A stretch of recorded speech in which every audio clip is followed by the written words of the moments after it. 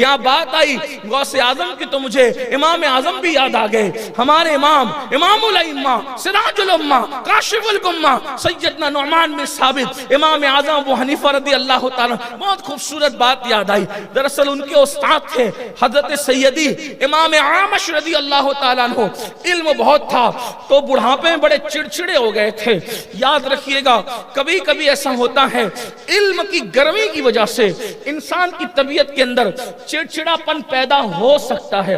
ہو سکتا ہے کہہ رہا ہوں، کوئی ضروری نہیں ہے کہ ہر علم والا چڑچڑا ہو، لیکن ہو سکتا ہے ایسا ہوتا ہے.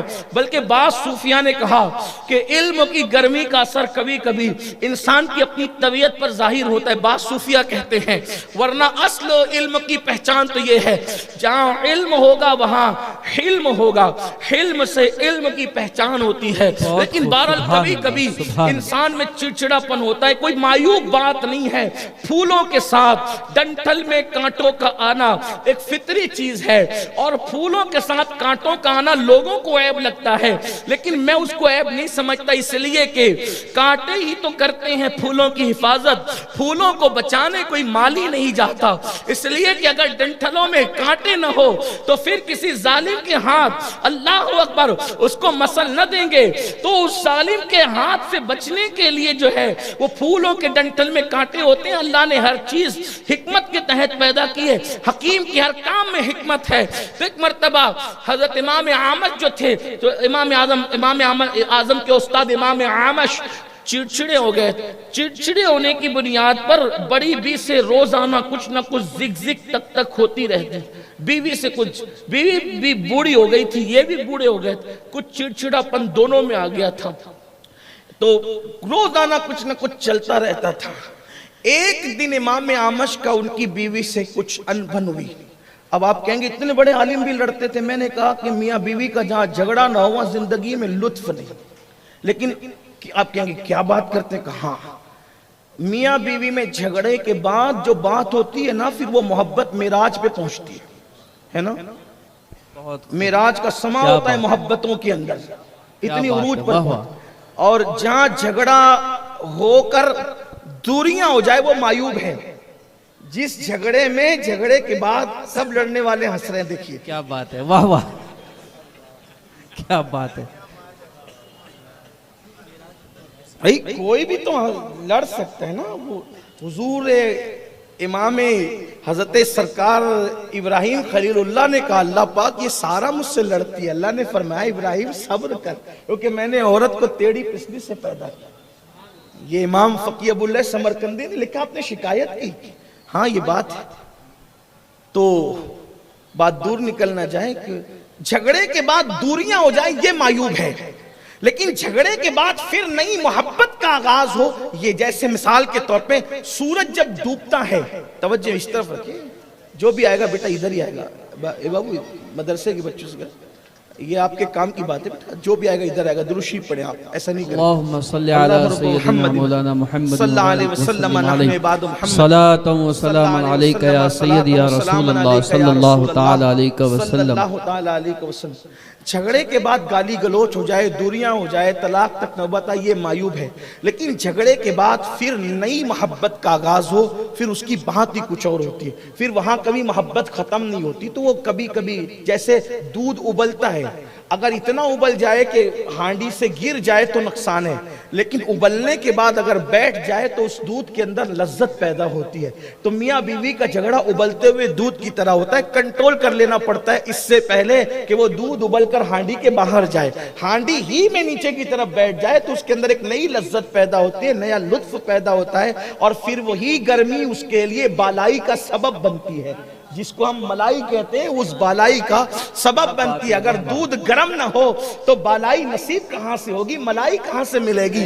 ہر گرمی کے بعد جو ہے وہ ملائی نصیب ہوتی ہے. آپ سمجھے یہی میاں بیوی کی محبت کا تقاضا ہے.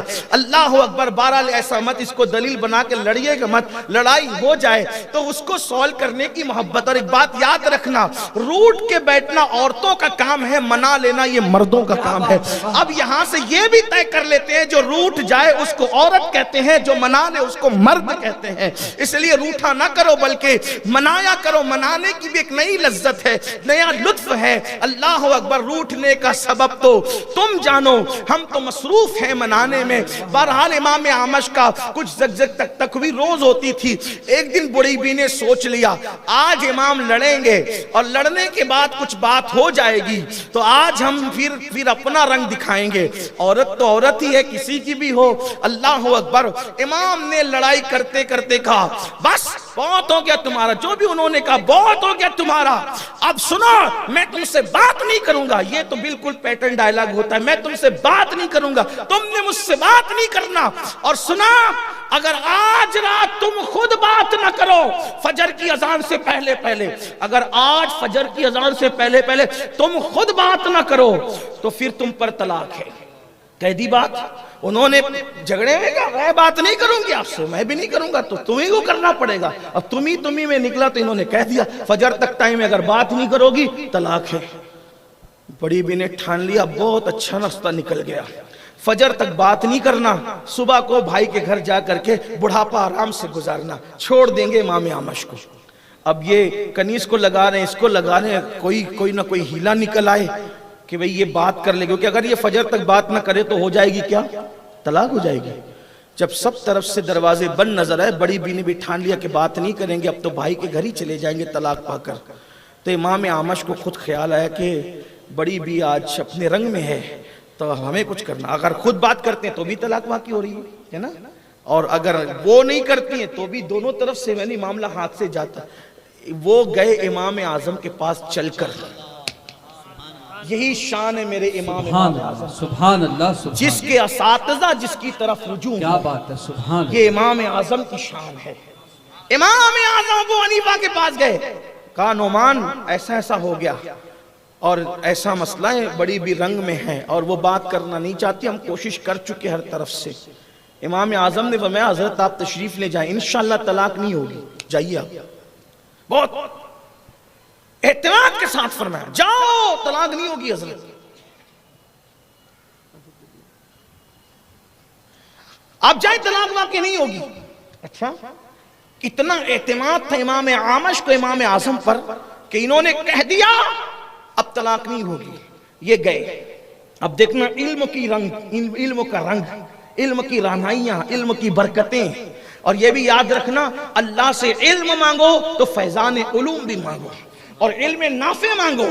اللہ اکبر، کیونکہ کچھ لوگ علم کا مس یوز کرتے ہیں۔ علم ایک ٹارچ کی طرح ہے، ٹارچ اگر آپ کسی رہبر کے ہاتھ میں دے دیں تو وہ لوگوں کو کانٹوں سے بچائے، کسی رہزن کے ہاتھ میں دے دیں اسی روشنی سے وہ لوگوں کے گھر میں چوری کرتا پھرے۔ تو ہاتھ کی بات ہے، علم بڑی چیز ہے، لیکن علم کے ساتھ دل کی صفائی ہو، علم کے ساتھ ایمان ہو، علم کے ساتھ عشق رسول ہو، علم کے ساتھ شرافت ہو، علم کے ساتھ اللہ رسول کی اطاعت ہو، پھر علم بہت بلندی پر لے جاتا ہے۔ امام اعظم ابو حنیفہ نے کہا حضرت جائیں انشاءاللہ طلاق واقع نہیں ہوگی۔ حضرت تو بہت مطمئن ہو کے گھر چلے گئے۔ آپ نے ایک شاگرد کو بلایا، یہ قصہ کسی کو نہیں بتایا، شاگرد کو بلایا، کہا امام اعمش کے گھر کے بازو میں جو مسجد ہے پتہ ہے تمہیں کہاں پتہ ہے؟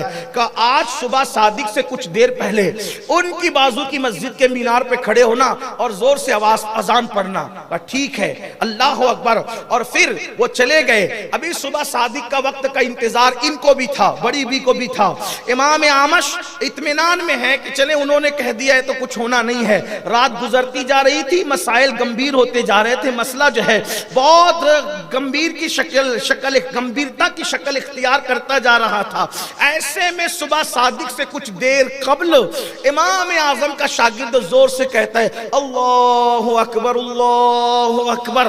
بڑی بھی سامنے آتی ہے، الحمدللہ حضرات اب اذان ہو گئی، صبح صادق ہو گئی، اور آپ نے کہا تھا صبح صادق سے پہلے اگر تم بات نہ کرو تو طلاق۔ ہم تو بات نہیں کی آپ سے، اب صبح صادق ہو گئی، اب ہم جا رہے ہیں۔ امام اعظم نے دروازے پہ دستک دی، استاد مبارک ہو، ابھی طلاق واقع نہیں ہوئی کیونکہ صبح صادق شروع ہونے میں ابھی وقت باقی ہے، اور انہوں نے صبح سے پہلے آپ سے بات کر لی، معاملہ ختم ہو گیا اور آپ کی اہلیہ طلاق سے بچ گئی۔